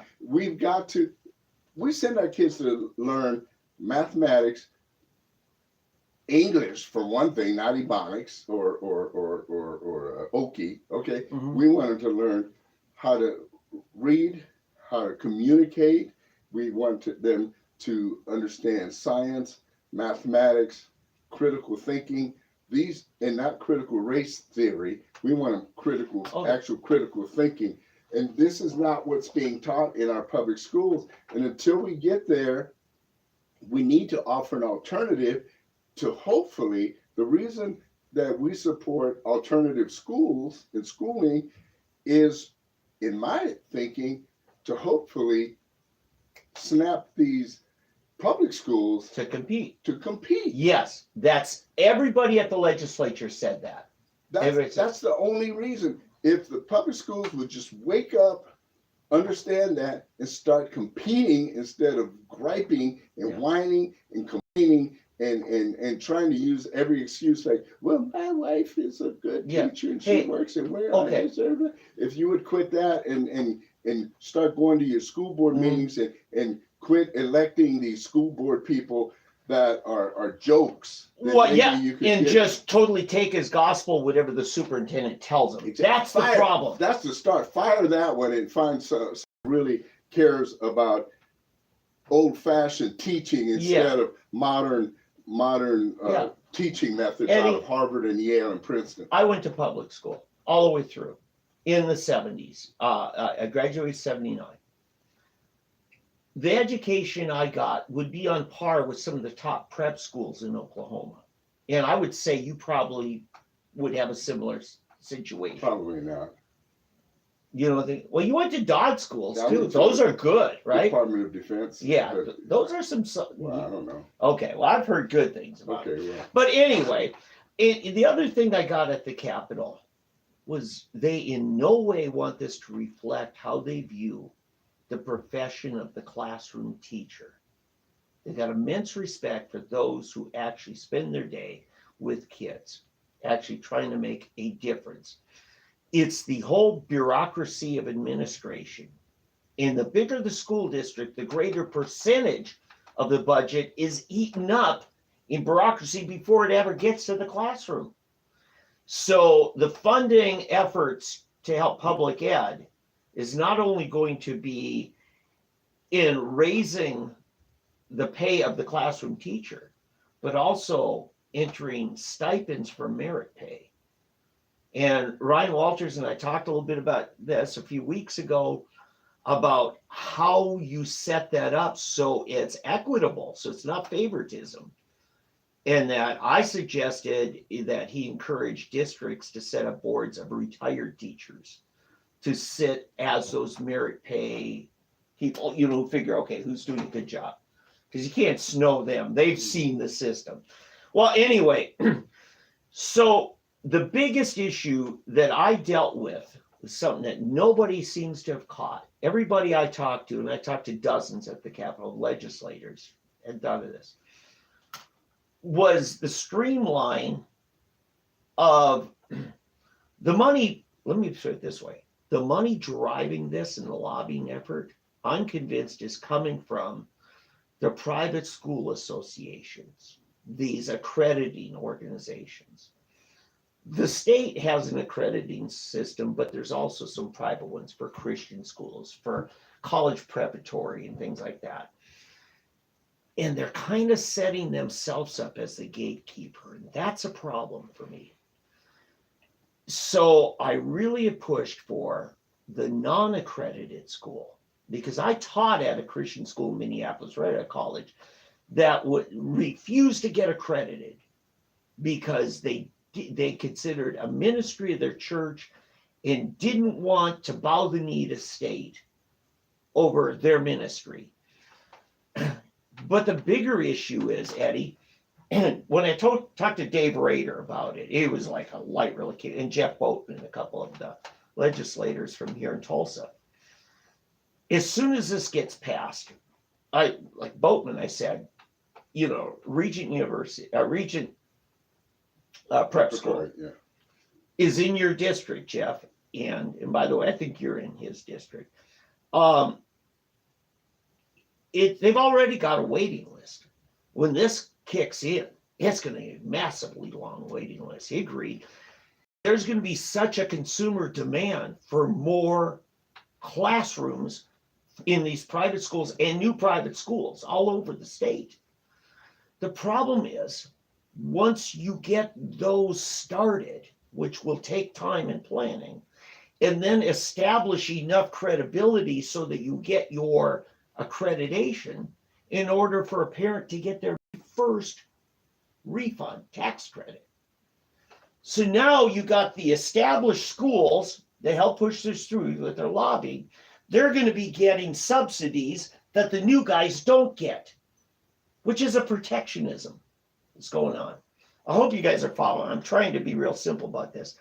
And that is going to be a barrier. So Ryan Walters told me the homeschoolers get a smaller amount based on actual receipts. The prep schools are going to get massively larger tax credits. But the little school starting up, or the unaccredited, unaffiliated, gets nothing. And I finally got a hold of the Senate Chairman Adam Pugh, and he was very receptive. And I said, you've got to give them at least the same thing you're giving homeschoolers. I think we're going to get that. So here's where it stands right now. House wrote the bill, passed it, Senate changed it radically, and now send it back to the House. The House has to either accept the Senate's version without changes or reject it. If they reject it, it goes to what we call a conference committee. Leaders from both the House and the Senate come up with one bill. It gets an up or down in both. The current language is the Senate language, and Governor Stitt said, I cannot accept at least one portion of that, where they said any family making more than $250,000 gets nothing. Now all of a sudden we are turning it into a welfare program, because it's means testing, and you can't do that. Right. Because let's face it, Governor Stitt with 6 kids, and if they're each costing $15,000 a year for 6 kids, now almost half of your income is going out in tuition. Right. It's just asinine, that thinking. But again, as you So know, it's Democrat thinking. yeah. I'm sure it's some Democrat came Well, up with that. I'm really concerned about the lobbyists in that. And then I was talking to another blogger, Jameson Fott, son of State Rep George Fott, or former State Rep, writes Muskogee Political. He said, remember when Obama came up with a federal tax credit of $7,000 if you buy an electric vehicle? As soon as that got implemented, the cost of electric vehicle went up 7,000. So the provider said, we get to eat that. That's our tax credit, not yours. Right, right. And I'm concerned, especially when you got someone, and I don't mean to pick on Regent. I mean, my grandkids love Regent. They're going to have a hard time resisting when they got that big of a waiting list. Say, hey, why don't we give ourselves more of a cushion? Yeah, see that's always the deal, and so there needs to be some sort of way of figuring out what it should cost, Mhm. and then beyond that, then it's up to the school. You know, Yeah, I think you're going to find modest yet successful private schools that can operate completely on just that tax, especially if it's a 7,500 per year. Yeah. Because I think it'd be done. I taught at an ACE school, Accelerated Christian Education. It was as cheap as it comes. I think it was like yeah, 800. and see that's still though about 5,000 less than public school. Yeah, let me break it Because down. of the extracurricular, they get the Yeah. extra money for. Okay, so the local public schools, brick and mortar, I'll just throw out averages. The state legislature gives them somewhere around 55 to 6,000. Local county taxes gives them maybe another 2 or 3,000. And then they get some federal money that might be a couple thousand. Tulsa Public Schools, if you break it down, probably about 10 grand per kid. I'm just giving you rough numbers. You know, and yet Epic was getting half of that, right, for a virtual charter school. Right. If we're giving these families a tax credit of half what we would other guys give to their public school district, or their public school district would get through all the various means, I consider this a win for the legislature. They will be saving money this way, except for this crazy average daily attendance. But see, here's the other thing that people don't ever think about with the public schools. Okay, so you're talking about 10 and a half. Does that include bond money? Well, no. See, bond money's not operational. Exactly. But see, that's what I'm saying. Mm-hmm. So then when you talk bond money, Mm-hmm. we're talking extra for the buses, stadiums. Yes. You know, Mm-hmm. books. And, yeah, Jinx just got a big stadium. We need a bigger stadium. Yeah, we got to keep up with the Jinxes. We got the south end, we got the north end, and the east and west side, and then we need another level, and why don't we put a roof? Why don't we make a domed stadium? Yeah, you know. You heard of Keeping Up with the Joneses? It's called Keeping Up with the Jinxes. Yeah, the Jinxes, yeah. And the Owassos. Yeah. But see, so when you figure in the bond money, yeah, then it becomes that's ridiculous. True. Then you're actually talking about 14,000, 15,000. And because you're right, to compare apples and apples, what it costs in tuition at these private schools, they got to fund their capital improvements out of that money. Out of that as well. Right? That is, I'm glad you said that. But in order for this to grow, there has to be a streamlined system for new schools to come in and get qualified for this. And they need that language to be better spelled out. Here's the problem. You know how whenever something new like this is put in, the managing of it is always put under some state agency. This is not under the Department of Education. That's good and that's bad, because they put this all under the Oklahoma Tax Commission, which they handle taxes better than the Education Department, but they're leaving it up to this tax commission to decide who is a qualified accrediting organization? And I'm sorry, but the tax commission doesn't answer that unless they bring in some people from education.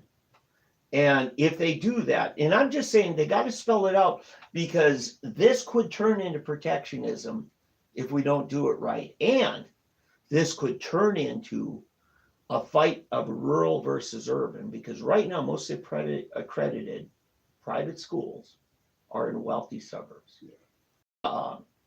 So Yeah, no, it is something, and I feel for the rural schools, and somebody needs to. There should be a formula that they can work out, and it's not insurmountable, because probably, I mean, here's how I would look at it.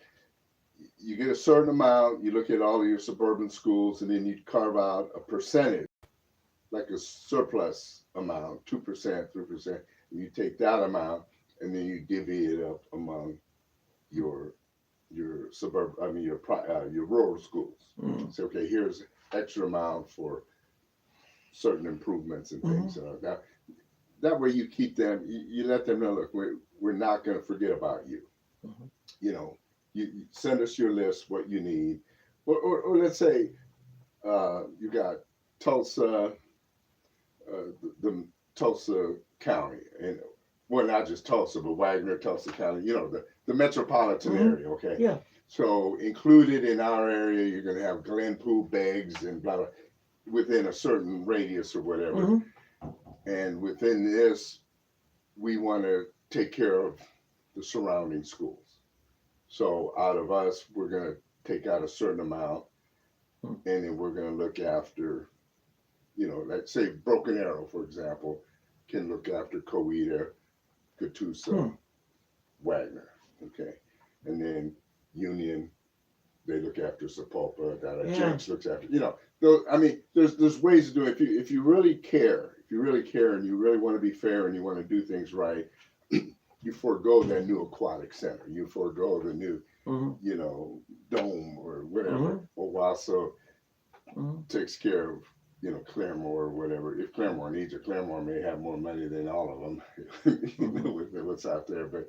But I'm just saying, there's ways of doing this that I think in the end can serve everybody's need. But the bottom line is, see, the big thing, I got into an argument with a person, I think it was on Twitter, and the argument I always get into with people on Twitter is they're always concerned about the teacher. And I'm saying, wait a minute, that's not the purpose of education. Yeah. Education is not about taking care of the teacher. Education is about teaching kids. Yeah. Now, if your wife, your husband, your aunt, your uncle, whoever is not making it, teaching, then they need to find another career. Absolutely. Yeah. It's a vocation. Your whole purpose needs to be because she loves teaching children and teaching that next generation. I have a daughter-in-law who teaches special needs children. That's all she does. And she loves doing it. Yeah. It's tough work. She does it online. She does it kind of like an Epic. It's in California. Yes. But she does it online with these. And I listened one morning as she was dealing with a couple of these. She does hour sessions with these. And I'm thinking, oh my goodness, the patience it takes. Yeah. But she loves it. She's good at it. Sure. And in fact, one family, wealthy family out there, they try to hire her away from this company she works for just so that she can be a private tutor for their child. Sure. She wouldn't do it. And because she feels there are more kids that need it. Yeah. And so, but that is a calling. I could never do it. Yeah. I could never do it. But that's what she loves doing. Yeah. And so, you've got to, if you want to be a teacher, know what you're getting into it. As Jesus said, count the cost. Yeah. And one last thing on the Capitol. Well, actually, a couple little things. Yeah. I actually kind of had a little bit of absence there. Now, they know who I am, right? I mean, the Sooner Politics thing is kind of, I can't just go there unannounced because there are people from all, hey, Dave, good to see you. Been a while, you know. But regardless of that, what I want to say to Oklahomans, you know who's the most effective lobbyist at the Capitol? A mother pushing a stroller. They are terrified. Terrified. I was talking to Sean Roberts about it. He says everybody fears that some woman will be seen bawling her eyes out, walking out saying, "You're murdering my child," because they don't know how to deal with that. There is a group, the vaccine choice people, because a lot of these are moms with autistic kids, and they at least look at it saying, funny, it was right after the series of shots banned, right? And I don't know. I don't want to get into that argument, but I want to say they are the most powerful group there. They are the mama bears. That's what they're called, the mama bears. Oklahomans for Health and Parental Rights is in a group. Liza Greedy, ORU graduate, is the head of that. And I've told her for years, she didn't realize how powerful she is. She knows now. And because everybody wants her endorsement when they run, you know. So I want to encourage people, go to the Capitol, find out who your state rep and your senator is. And you know what? In their offices, you get to butt in line ahead of the paid lobbyists. Because the mantra there is a constituent always comes first. The rest of them, they figure, you don't vote for me. This mama, she and her husband vote for me. Are these guys, you know, and it's really true. I'm proud as can be of them. Oh, by the way, your friend you've been debating, our favorite Democrat, Andy Fugate, said to say hi. I stopped by his office, and he and I get along great. We do. And he had great regard for you, and he enjoys mixing it up. So much that he blocked me. Yeah, I don't hear him or see him on Twitter anymore. You know, maybe now he'll unblock me if he hears this. The interesting debating again. That's actually happened because he used to do these Facebook Live events, and he was very, very nervous around me when other people could hear. But there's times he'd pick up the phone and call me, and we'd have some great conversation. He'd listen to whatever he said. But you know what? I just thought about it. You know, maybe he didn't, because where we were debating, I think I know it was on Channel 6's page. Yeah. And maybe Channel 6 blocked me. Mm. That may be what it is. KOKI TV. It's KOKI. You're a disgruntled former employee of the radio station.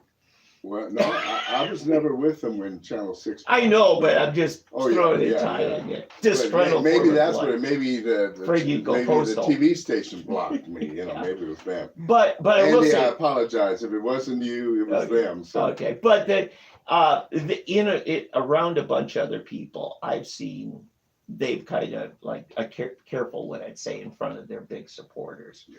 But when it's just me and them, I've been treated good. I have great rapport with them. And there's times, and Andy will tell you this, I sided with him as Democrats on a number of issues. So you mean against Republicans? Against Republicans, yeah. And traitor. Listen, I'm for the little guy. I know. And I told Andy, it's not always right versus left. A lot of times it's big guy versus little guy.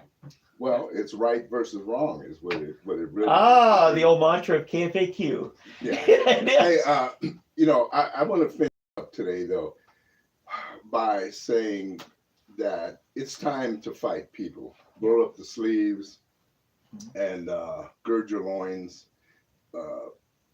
It's bad. It's bad.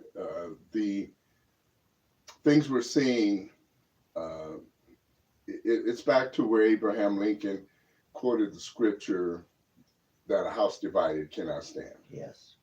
The house is divided. It is. And we're going to have to, as it's divided, we're going to have to take a stand. You can't have your straddling the fence.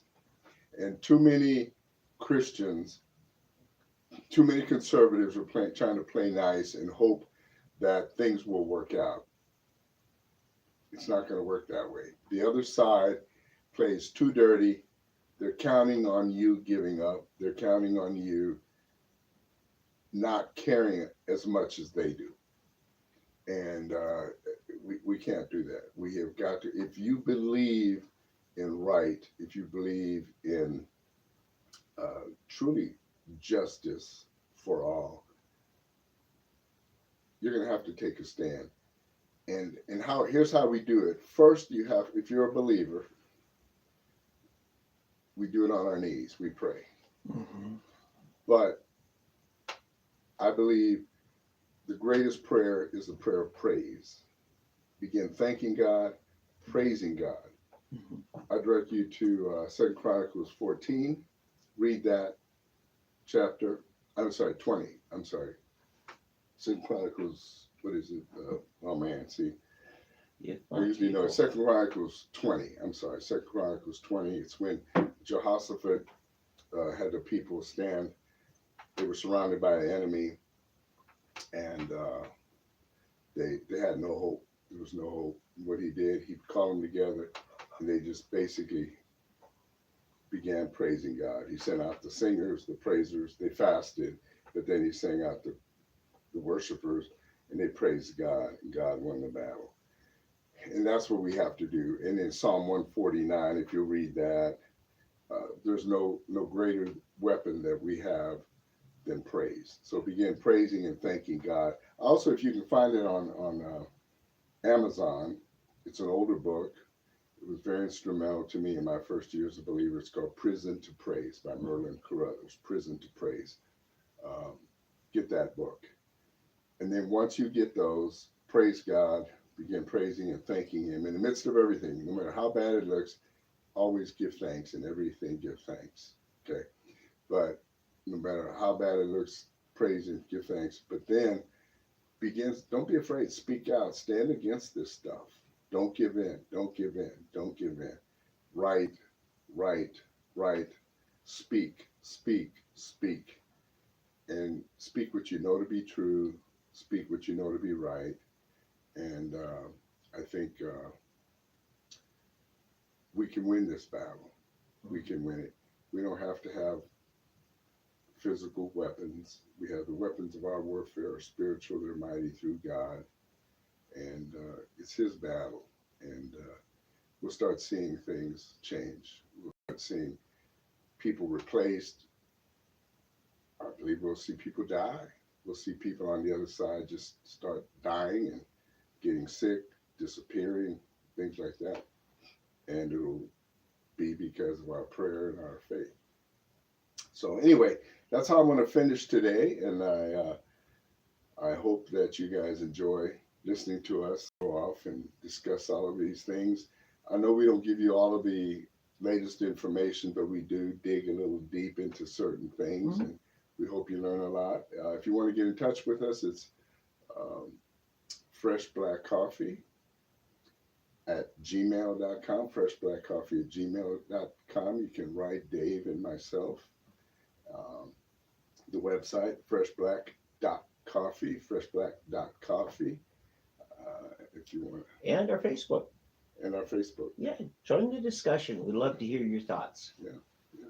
Yeah. So anyway, until next week then, have a good time. The springtime is finally around. It's been some beautiful weather, and we hope it continues to be so. And we're gonna finish, I think, with Salvador again. I've been really enjoying that the last few weeks. So God bless everybody. Have a great week. Oh, that's good. Did you get to everything on your list? Or? I didn't have a list today. Oh, okay. This is old stuff. Oh, okay. Yeah. Yeah. Yeah, it was so funny watching TW Shannon. He's like he was giddy about that poll. And I thought, man, you were just too happy. You know, and then I thought, yeah, and here he was all in for Trump early on, and then Trump endorses his opponent. You know, I understand. Well, but see, Mark Wayne has been a Trump supporter and talked with him, for a lot longer. Yeah. So I mean, it's understandable. And you know who surprises me is a real Trump supporter is from Florida. What's his name? The black congressman. What is his name? Byron Donaldson.